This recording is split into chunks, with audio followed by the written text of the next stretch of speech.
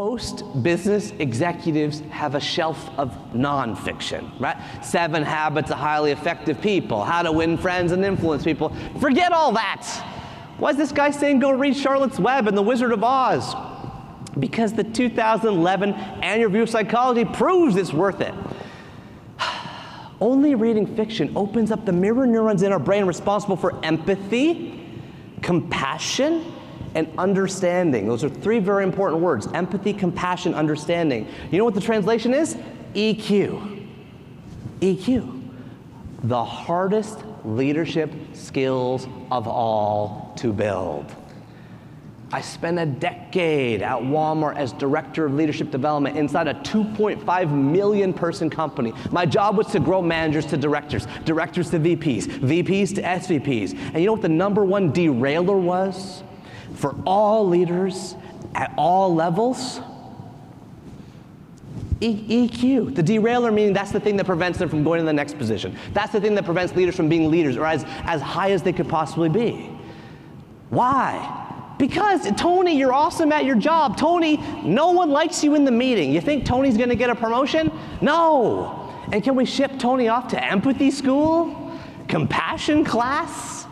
Understanding 101? They don't exist.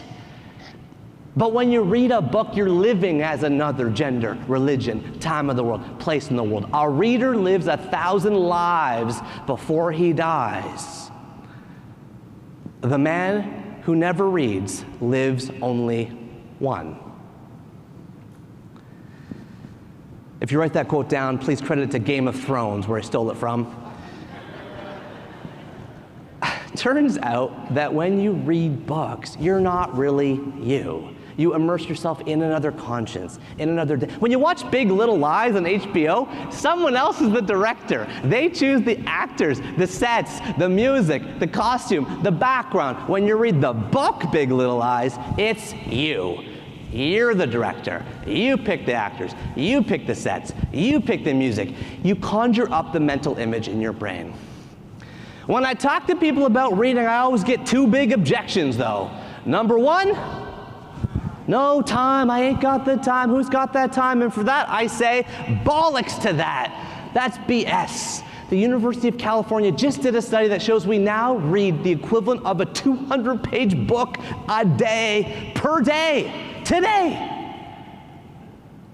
It's called Instagram comments, blog rolls, news feeds, Twitter headlines, and the average knowledge worker gets 147 emails a day. I'm not saying add 2 pages to the pile. I'm saying subtract 2 pages of garbage that you're already reading and add in a couple pages of fiction from a real book.